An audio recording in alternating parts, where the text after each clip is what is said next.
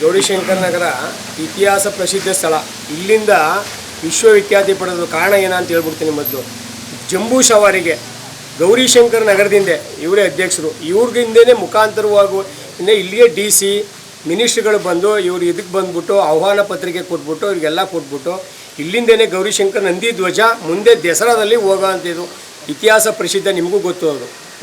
ಈ ಗೌರಿಶಂಕರ ನಗರ ಬಡಾವಣೆ ಇವತ್ತೇನು ಉದ್ಭವ ಆಗಿಲ್ಲ. ಎಷ್ಟು ಈ ಮಿನಿಸ್ಟ್ರಿಗಳು ಇವ್ರ ಮನೆಗೆ ಬಂದಿದ್ದಾರೆ, ಎಲ್ಲ ಕೊಟ್ಬಿಟ್ಟು ಹೋಗಿರೋದು. ಈ ಬಡಾವಣೆ ಉದ್ಭವ ಆಗಿ ಶಾಂತಿವೀರೇಂದ್ರ ಸ್ವಾಮೀಜಿಗಳು ಪಾಪ ಅವರು ಇಲ್ಲಿರೋ ಇದಕ್ಕೆ ಅಂತಂದ್ಬಿಟ್ಟು ಜನಗಳಿಗೇನೆ ಅವ್ರ ಆಸೆ ಇದರಲ್ಲಿರೋರಿಗೆ ಅಂತಂದ್ಬಿಟ್ಟು ಅವ್ರ ಮಠ ಉದ್ಧಾರ ಮಾಡೋದಕ್ಕೋಸ್ಕರವಾಗಿ ಅಷ್ಟೋ ಇಷ್ಟೋ ಇಸ್ಕೊಂಡು ಪಾಪ ಎಲ್ಲರಿಗೂ ಇದನ್ನೆಲ್ಲ ಪೇಪರ್ನೆಲ್ಲ ಬರ್ಕೊಟ್ಟು ಮನೆಗಳನ್ನ ನಟರಾಜ ತೀರೋಗ್ಬಿಟ್ರಲ್ಲ ಅವರು ಇವರೆಲ್ಲ ಸೇರ್ಕೊಂಡು ಮಾಡಿಕೊಟ್ರು. ಇಲ್ಲಿ ಪ್ರಸಿದ್ಧವಾಗಿ ಎಲ್ಲ ಒಂದು 750-800 ಮನೆ ಇದೆ. ಇನ್ನು ಅಪ್ಪಿ ತಪ್ಪಿ ಏನಪ್ಪ ಅಂದರೆ ಒಂದು 40-45 ಸೈಟ್ ಉಳ್ಕೊಂಡಿದೆ. ಅವರು ಸಾಲ ಸೋಲನೋ ಪಾಪ ಮಾಡಿಬಿಟ್ಟು ಅವ್ರು ಏನೋ ಪಾಪ ಆವಾಗ ದುಡ್ಡು ಇರಲಿಲ್ಲ, ಏನೂ ಮಾಡಿರಲಿಲ್ಲ. ಇವಾಗೆಲ್ಲ ಪಾಪ ಏನೋ ಕಟ್ಕೊಳ್ಳೋದಕ್ಕೆ ಮಾಡಿದ್ರು. ಈಗೆಲ್ಲ ಜಮೀನುಗಳು ಅವ್ರ ಮನೆ ಏನೋ ಒಡವೆ ಗಿಡವೆಗೆಲ್ಲ ಅಡುಗೆ ಮಡುಗ್ಬಿಟ್ಟು ಈಗ ರೈಟ್ ಇದೆಯಲ್ಲ ಅಂತಂದ್ಬಿಟ್ಟು ಏನೋ ಕಟ್ಕೊಳಕ್ಕೆ ಬರ್ತಿದ್ರು. ನೀವು ತಡೀತೀನಿ ಅಂತ ಇದ್ರಲ್ಲ, ಇದೇನಾರ ನಿಮ್ದೇನಾರ ಬರ್ಕೊಟ್ಟಿರೋದು ಶಾಂತಿವೀರೇಂದ್ರ ಸ್ವಾಮೀಜಿಗಳು. ನೀವು ಬಂದಿರೋದು ಇವಾಗ. ಈಗ ಹಂಗಾರೆ ಬಡವ್ರ ಬಗ್ಗರಿಗೆ ಈಗ ಏಕ್ ಮನೆ ಕಟ್ಕೊಳಕ್ಕಾಯ್ತದ? ಏನೋ ಬಡವ್ರ ಬಗ್ಗೆ ಈಗ ಮನೆ ಕಟ್ಕೊತಾ ಇದ್ದಾರೆ. ಮನೆ ಕೊಂಡಾಗೆ ತಡೆಯೋದಕ್ಕೆ ಬರೋದು. ಇವರು ಮಾತೆತ್ತು ಅಂತಂದರೆ ಮಿನಿಸ್ಟ್ರುಗಳ ಹತ್ರ ಹೋಗ್ಬಿಟ್ಟು ವಿಧಾನಸೌಧದಲ್ಲಿ ಅಲ್ಲಿ ಇಲ್ಲಿ ಲೆಟರ್ಗಳನ್ನ ಹಾಕ್ಸ್ಕೊಂಡ್ಬಂದ್ಬಿಟ್ಟು AC DC ಫೋನ್ ಹೊಡಿಸ್ಬಿಟ್ಟು ಕೊಟ್ಟಿರೋದು. ನಾವುಗಳು ಏನೋ ಇವತ್ತು ನಮ್ಮ ಸ್ವಾಮೀಜಿಗಳಿಗೆ ಏನು ಮಾತಾಡೋದು ಬೇಡಿ ಅಂದ್ಬಿಟ್ಟು ನಮ್ಮ ಇದೇ ಗೌರಿಶಂಕರ ನಗರದವರೆಲ್ಲ ಸ್ವಾಮಿಗಳಿಗೆ ಏನು ಮಾತಾಡೋದು ಬೇಡಿ ಬಿಡಿ, ಏನೋ ಒಳ್ಳೇದು ಇವತ್ತೆಲ್ಲ ನಾಳೆ ಒಳ್ಳೇದಾಯ್ತದೆ ಅಂತ ನಾವು ಕೇಳ್ಕೊಂಡು ಬಂದರೆ ನಿನ್ನೆ AC DC ಅವ್ರನ್ನೆಲ್ಲ ಕರೆದ್ಬಿಟ್ಟು ಹೇಳ್ಬಿಟ್ಟು ಬಂದ್ಬಿಟ್ಟು ಯಾರಿಗೂ ಗೊತ್ತಿಲ್ಲ ಏನು ತಗೊಬಂದ್ಬಿಟ್ಟು ಉಂಟಿಸ್ತೀವಿ ಅಂತಂದರೆ ಏನಾಗಬೇಕು ಪರಿಸ್ಥಿತಿ? ಅವ್ರು ಸಾಲ ಇವತ್ತೇನು ಒಂದು ಇದಕ್ಕೆ ಎಷ್ಟು ಒಂದು ಲಾರಿ ಮರಳೆಷ್ಟು, ಒಂದು ಸಿಮೆಂಟ್ ಎಷ್ಟು, ಒಂದು ಲೇಬರ್ ಎಷ್ಟು, ಇವತ್ತು ಖರ್ಚು ಎಷ್ಟು? ಪಾಪ ಅವ್ರು ಏನು ಮಾಡಬೇಕು? ಬಡವ್ರ ಬಗ್ಗರು ಏನೋ ಗೀಲನೋ ಏನೋ ಮಾಡಿಬಿಟ್ಟು ಜಮೀನು ಮಾರ್ಬಿಟ್ಟು ಇಲ್ಲಿ ಬಂಡವಾಳ ಹಾಕಿದ್ದಾರೆ. ನಮಗೇನು ನಾವೇನಾದ್ರು ಪುಕ್ಸಟೆ ಏನೋ ತಗೊಂಡಿದ್ದೀವ? ಪುಕ್ಸಟೆ ಯಾರೂ ತಗೊಂಡಿಲ್ಲ. ಎಲ್ಲರೂ ದುಡ್ಡು ಕೊಟ್ಬಿಟ್ಟು ಅಷ್ಟೋ ಇಷ್ಟೋ ದುಡ್ಡು ಕೊಟ್ಬಿಟ್ಟು ತಗೊಂಡಿದ್ದೀವಿ. ನಿಮ್ಗೆ ಏನಾರು ತೊಂದರೆ ಮಾಡ್ತಾ ಇದ್ದೀವ? ನಿಮ್ದು ಏನಿದೆ ನೀವು ಮಾಡ್ಕೊಳ್ಳಿ, ಬೇಡ ಅಂತ ಹೇಳ್ತಾ ಇಲ್ಲವಲ್ಲ. ಈ ಕಡೆ ಇರೋದಕ್ಕೆ ಯಾಕೆ ನಮಗೆ ತೊಂದರೆ ಕೊಡ್ತಾ ಇದ್ದೀರಾ? ಜನಗಳು ವಾಸ ಮಾಡ್ತಾ ಇರೋದಕ್ಕೆ ಯಾಕೆ ತೊಂದರೆ? ನೀವೇನಂತ ಹೇಳ್ತಾ ಇದ್ದೀರಾ? ನೀವು ಒಳ ಚರಂಡಿ ಕೊಡಬೇಡಿ. ನಾವು ಶಾಸಕರ ಹತ್ರ ಪಾಪ ಹೋಗಿ ಗ್ವಾಗರ್ದು ಶಾಸಕರ ಹತ್ರ MP ಅವ್ರ ಹತ್ರ ಎಲ್ಲ ಹೋಗಿ ಗ್ವಾಗರ್ಕೊಂಡು ನಾವು ಫಂಡ್ ತಗೊಬಂದ್ಬಿಟ್ಟು UGDಗಳೆಲ್ಲ ಮಾಡ್ಕೊಳ್ಳೋದು, ಲೈನು ವಾಟರ್ ಮಾಡಿಕೊಟ್ಟಿರೋದು ಎಲ್ಲನೂ ಮಾಡಿಕೊಡ್ತಾರೆ. ಇವ್ರು ಬೇಡ ಅಂತ ಅಂದ್ಬಿಟ್ಟು AC ರಿಪೋರ್ಟ್ ಆಗ್ತಾರೆ. ಯಾಕಂದ್ರೆ ನಾವೆಲ್ಲ ಈಗ ಮನೆ ಕೊಟ್ಟಿರೋ ಶಾಂತಿವೀರೇಂದ್ರ ಸ್ವಾಮೀಜಿ ಕೊಟ್ಟಿದ್ದಾರೆ, ಎಲ್ಲ ಮನೆ ಕಟ್ಕೊಂಡಿದ್ದೀವಿ. ಇವ್ರು ಈಗ ಬಂದ್ಬಿಟ್ಟು ನೀವು UGD ಮಾಡಬೇಡಿ, ರೋಡ್ ಮಾಡಬೇಡಿ, ಎಲೆಕ್ಟ್ರಿಸಿಟಿ ಕೊಡಬೇಡಿ, ರಿಪೇರಿ ಕೆಲಸ ಮಾಡಬೇಡಿ ಅಂತಂದ್ರೆ ನಾವೆಲ್ಲಿಗೆ ಹೋಗ್ಬೇಕು? ನಾವು UGD ನೀರನ್ನ ನಾವು ಎಲ್ಲಿ ಬಿಡ್ಬೇಕು ಹೇಳಿ? ಇವರು UGD ಕಟ್ ಮಾಡಿ DC ನಂದು ಅಂತಂದ್ರೆ ನಿಮ್ಮದು ಏನಪ್ಪ? ಭಕ್ತರಿದ್ರೆ ಮಠ ಇದ್ರೆ ನಾವುಗಳು ಭಕ್ತರುಗಳನ್ನ ಅವ್ರು ನೀಟಾಗಿ ಮಡಿಕೋಬೇಕು. ನಾವಿದ್ರೆ ತಾನೇ ಮಠ. ಅವ್ರು ಒಬ್ಬರೇ ಬಂದ್ಬಿಟ್ಟು ಮಠ ಡಣ ಅಂತ ಅನ್ಸಕ್ಕಾಗದ? ಭಕ್ತರು ತಾನೇ ಮಾಡೋದು. ಈ ಥರವಾಗಿ ಇವರು ನಮಗೆ ಈಗ ಬಂದು ಇಂದ್ರ ಸ್ವಾಮೀಜಿಗಳು ಪಾಪ ನಮ್ಗಳಿಗೆ ಯಾರೂ ತೊಂದರೆ ಕೊಟ್ಟಿಲ್ಲ. ಇವ್ರು ಈಗ ಬಂದ್ಬಿಟ್ಟು ಭಾರಿ ತೊಂದರೆ ಕೊಡ್ತಾ ಇದ್ದಾರೆ. ಈಗ ಮೊನ್ನೆನೂ A ಖಾತೆ B ಖಾತೆ ಮಾಡಿಕೊಡಿ ಅಂದ್ಬಿಟ್ಟು ಲೆಟರ್ ಕೊಟ್ಟಿದ್ರು.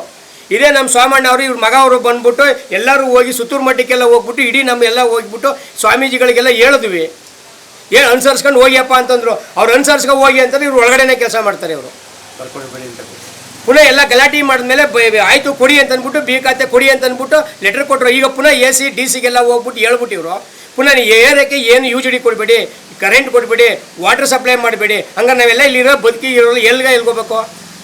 2,000 ಜನ ಇದ್ದೀವಿ. ಈಗ ಬಂದಿರೋದು ಸರ್ 2 ವರ್ಷ ಆಗಿದೆ. ನಾವು ದಯವಿಟ್ಟು ಇದನ್ನು ಹೇಳಬಾರ್ದು. ಆದ್ರೂ ನಮ್ಮ ಸಮಾಜದಲ್ಲಿ ನಾವು ಏನು ಅವ್ರು ತೊಂದರೆ ಕೊಡೋದ್ರಿಂದ ದಯವಿಟ್ಟು ನಾವು ಹೇಳ್ತಾ ಇರೋದು, ಬೇಜಾರು ತಿಳ್ಕೊಳ್ಳಂಗಿಲ್ಲ.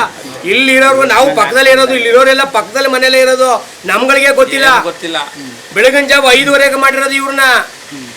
ನಮ್ಗಳಿಗೆ ಆಯಿತು ಗೌರಿಶಂಕರ ನಗರದಲ್ಲಿ ಸ್ವಾಮೀಜಿಗಳು ಅಂತ ಯಾರು ಹಿಂದ್ಗಡೆ ಇಲ್ಲೇ ಇದ್ರು ಪಾಪ. ಅವರು ಇಲ್ಲೇ ಅವ್ರ ಫ್ಯಾಮಿಲಿಗಳಲ್ಲಿ ಹಿಂದೆ ಇಲ್ಲೇ ಇದ್ರು. ಬಸವಲಿಂಗ ಸ್ವಾಮಿಗಳು ಅಂತ ಶಾಂತಿವೀರೇಂದ್ರ ಸ್ವಾಮೀಜಿಗಳು ಇಲ್ಲೇ ಇದ್ರು. ಇವರು ಮುಡಿಗುಂಟದವ್ರು. ಇವರು ಅಲ್ಲಿಂದ ಬಂದು ಇಲ್ಲಿ ಮಾಡಿದ್ದಾರೆ. ನೀವು ಬಂದ್ರೆ ಅಲ್ವಪ್ಪ, ನಿಮ್ಮನ್ನ ಯಾರೋ ನೇಮಕ ಮಾಡ್ದಲ್ವ? ನಿಮ್ಮ ಕೆಲಸ ಏನು? ನೀವು ಮಠ ಮಾಡಬೇಕು. ನಿಮ್ದು ಏನಿದೆ, ನಿಮ್ಮದು ಕಾಯಕ ಏನಿದೆ ನೀವು ಮಾಡಿ, ಬೇಡ ಅಂತ ಹೇಳ್ತಾರೆ. ನಿಮ್ಗೆ ನಾವು ತೊಂದರೆ ಕೊಡ್ತಾ ಇದ್ದೀವ? ನೀವು ಬಂದು ನಮ್ಗೆ ಯಾಕೆ ತೊಂದರೆ ಕೊಡ್ತಾ ಇದ್ದಾರೆ? ನೀವು ಎಲ್ಲಿಯವರು ಇಲ್ಲಿರೋರು ಮುಡ್ಗುಂಟದಿಂದ ಬಂದು ನಮ್ಗೆ ಯಾಕೆ ತೊಂದರೆ ಕೊಡ್ತಾ ಇದ್ದಾರೆ?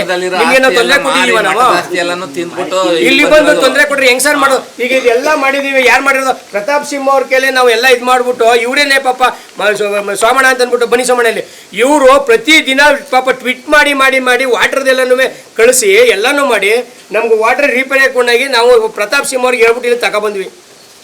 2 ವರ್ಷ ನಮ್ಮ ಕೈಲಿ ಕೊಟ್ಟರು. ಇವ್ರ ಅಧ್ಯಕ್ಷರು ಎಲ್ಲನೂ ಇದನ್ನೆಲ್ಲನೂ ಮಾಡಿದ್ವಿ, ಎಲ್ಲ ಸೇರ್ಕೊಂಡು ಎಲ್ಲ ಮಾಡಿದ್ವಿ. ಸಪ್ರೇಟಾಗಿ ಬೋರ್ಡ್ಸಿದ್ವು. ಪ್ರತಾಪ್ ಸಿಂಹರು ನಮಗೆ ಅನುದಾನ ಕೊಟ್ಟರು, ಅದರಿಂದೆಲ್ಲ ಮಾಡಿದ್ವಿ. ಇವರು ಏಕಾಏಕಿ ಬಂದ್ಬಿಟ್ಟು ನಂದು ಅಂತ ಅಂದ್ಬಿಟ್ಟು ಬೀಗ ಕಿತ್ಕೊಂಡ್ರು. ಒಳಗಡೆ ಸಾಮಾನು ಲಕ್ಷಾಂತರ ರೂಪಾಯಿ ಸಾಮಾನು ನಾವೆಲ್ಲ ತಗೊಂಬಂದಾಕ್ರು. ಪ್ಲೇಟು ಅಮಾಸ ಪೂರ್ಣಿಮೆಗೆ ಮಠದಲ್ಲಿ ದೀಪ ಕಸ್ಬಿಟ್ಟು ಪ್ರತಿ ಅಮಾಸೆಗೆ ನಾವು ಪ್ರಸಾದ ವಿನಿಯೋಗ ಮಾಡಿ ಇಡೀ ಏರಿಯಾದವ್ರನ್ನೆಲ್ಲ ಒಂದು ಮಾಡಿ ಪಾಪ ಒಂದು ಪ್ರಸಾದ ವಿನಿಯೋಗ ಮಾಡ್ಕೊಂಡು ನಡೆಸ್ಕೊಂಡು ಹೋಗ್ತಾ ಇದ್ವಿ. ಅದಕ್ಕೆ ನೀವು ಬೀಗ ಹಾಕಿದ್ರಿ, ಬಂದು ನೀವು ಬಂದ ತಕ್ಷಣ ನೀವು ಮಾಡಿದ ಕೆಲಸ ಏನೋ ಮಠಕ್ಕೆ ಬೀಗ ಹಾಕಿರೋದು, ಇದಕ್ಕೆ ಬೀಗ ಹಾಕಿರೋದು ಅಷ್ಟೇ. ನೀವೇನು ಮಾಡಿ ಜನಗಳಿಗೆ ತೊಂದರೆ ಕೊಡ್ತಾ ಇರೋದು. ಮಠ ಸ್ವಾಮೀಜಿಗಳು ಯಾವ ಥರ ಇರಬೇಕು ನಾವು ಕೇಳ್ಕೊತಾ ಇದ್ದೀವಲ್ಲ. ಭಕ್ತರನ್ನ ನೀವು ಬರೀ ಸ್ವಾಮೀಜಿಗಳು ಅಂತಂದು ಓಡಾಗಿ ಅಡ್ಬಿಡ್ಬೇಕು, ಆ ಥರ ಇಟ್ಕೋಬೇಕು. ನಾವು ನಿಮ್ಗೇನಾರು ಬಂದಾಗ ಏನೋ ತೊಂದರೆ ಕೊಟ್ಟಿದ್ದೀವಾ? ಇಲ್ಲ ಯಾಕೆ ಅವತ್ತು ಬಂದು ನೀವು 5:30 ಮಾಡಿದ್ರಲ್ಲ, ಯಾರು ತೊಂದರೆ ಕೊಟ್ರೆ ಬೇರೆದವರು ಇದಕ್ಕೆ ಈ ಸ್ವಾಮೀಜಿ ಯಾರು ಅಂತ ಕೇಳಿದ್ವಾ? ಯಾರು ಕೇಳಿಲ್ಲ. ನೀವು ಮಾಡಿದ್ರಿ ಬುಡಿ ಯಾರನ್ನೋ ನೇಮಸ್ಕೊಂಡು ಮಾಡಿದ್ರೆ ಏನೋ ಹೋಗ್ಲಿ ಅಂತದ್ವಿ. ನೀವು ಬೀಗನೇ ಹಾಕೊಂಡು ಹೋದ್ರಲ್ಲ. ಈ ಬೀಗ ಹಾಕೊಂಡು ಹೋಗೋದು ಅಲ್ಲಿ ಇಡೀ ಏರಿಯಾಕ್ಕೆ ನೀವು ಬೀಗ ಹಾಕೋ ಬರ್ತಾ ಇದ್ರಲ್ಲ, ಯಾವ ಥರ ಮಾಡೋದು? ಹಂಗಾರೆ ಅವ್ರು ತಗೊಂಡ್ರೇನೆ ಇವ್ರು ಪಾಪ. ಅವ್ರು ಅವತ್ತು ದುಡ್ಡಿರ್ನಿಲ್ಲ, ಸಾಲ ಸೋಲ ಮಾಡ್ಬಿಟ್ಟು ತಗೊಂಡಿದ್ದಾರೆ ಪಾಪ. ಅವ್ರು ಪೇಪರ್ ಕೊಟ್ಟಿದ್ರಲ್ವ ಅವರು, ಸುಮ್ಮನೆ ಏನು ಇಲ್ವಲ್ಲ. ಕಾಂಪೌಂಡ್ಗಳ ಕಂಡರೆ ಪೇಪರ್ ಕೊಟ್ಟಿದ್ದಾರೆ, ಅವ್ರ ಜಾಗ ಅಂತ ಅಂದ್ಬಿಟ್ಟು ಎಲ್ಲ ಪಾಪ ಮಾಡ್ಕೊಂಡಿದ್ದಾರೆ. ನೀವು ಯಾಕೆ ಇವ್ರು ತೊಂದರೆ ಕೊಡ್ತಾ ಇದ್ದೀರಾ?